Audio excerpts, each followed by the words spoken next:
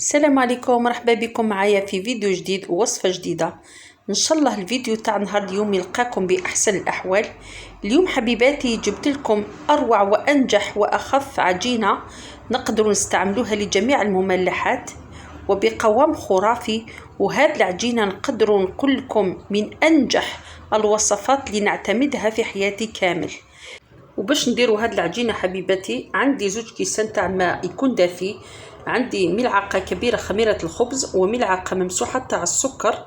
نحركهم مليح ونغطيهم هكذا بطرشونه، نخليهم واحد 15 مينوت حتى تختمر هذيك الخميره والماء. نزيد لها كاس فرينه وملعقه صغيره ملح وربع كاس زيت نباتي ونخلط مليح.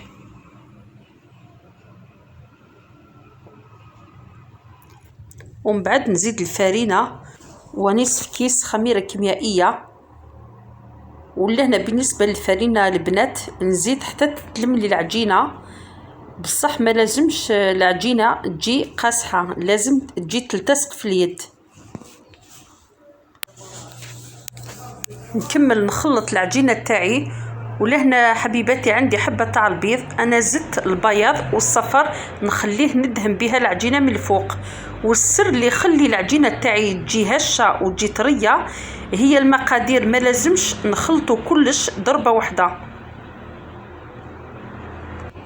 لازم نتبعوا المراحل هادو باش تعطيلك نتيجة مليحة.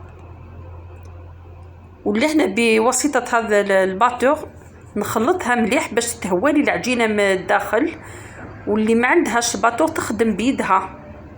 وانا كي خلطتها مليح حسيت مازال تسحق شويه فرينه، انا زدت لها لهنا نص كاس. وانتي عينك هي ميزانك، كي تشوفي العجين تاعك خلاص تلم وتشوفيه يتلصق شويه في اليد ماشي حاجه، تما العجينه تاعك راهي واجده.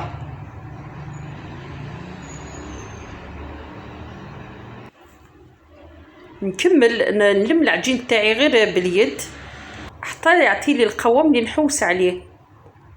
اذا حبيباتي هذه هي العجينه، هذا هو القوام اللي راني نحوس عليه. انا العجينه تاعي خليتها تريح نص ساعه ونبدا نخدم بها. نقطعها الى قطع صغيره ونسرحها هكذا رقيقه على شكل دائري. وبالنسبة للصلصة البنات أنا كنت سبق لي وخدمتها معاكم، خدمتها الميني بيتزا، خدمتها المحاجب.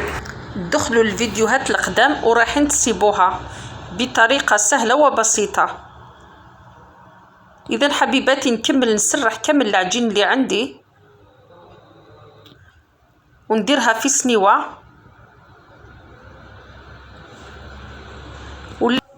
ولهنا حبيباتي عندي هذا الجبن الطري يجي هكذا في باطا، الذوق تاعو بزاف هايل. نرفد هكذا كمية ونديرها على الأطراف، ومن بعد نطوي أطراف تاع العجين تاعي عليه. راكم تشوفوا العملية كيفاش راني نخدم. كي نديروها في الفور طيب هذاك الجبن يذوب ويعطيله طعم بزاف هايل.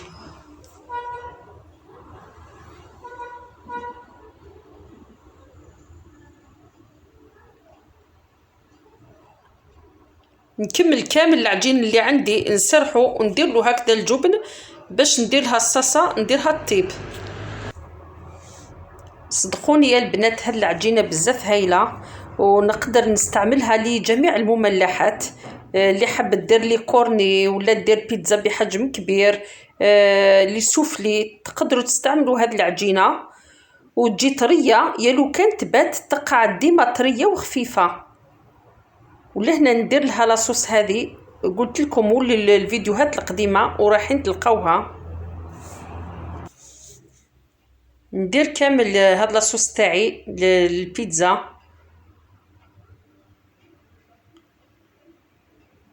وهاد لاصوص تجي خفيفه وبنينه نستعملها لكامل المملحات. نزيد لها كميه تاع الطون اللي حابه ديرها بالزيت واللي حابه دير هذا طوماط، كل وحده والحاجه اللي تحب ديرها.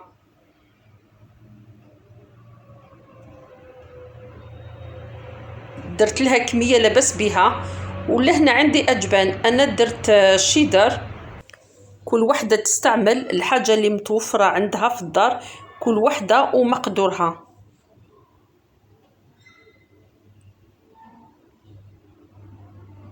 لهنا البنات أنا الفور تاعي كنت شعلته من قبل باش يسخن لي مليح، ونرفد هذاك الصفر تاع البيض، ندهن أطراف تاع لي ميني بيتزا تاعي باش يعطولي وجه شباب.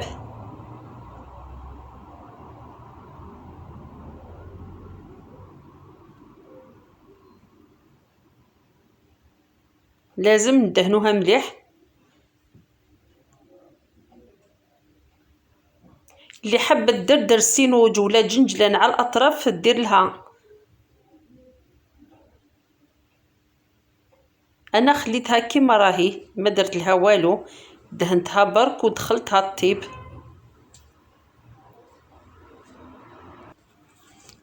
ونتمنى الوصفة تاع نهار اليوم تنال إعجابكم وتجربوها وتنجحوا فيها.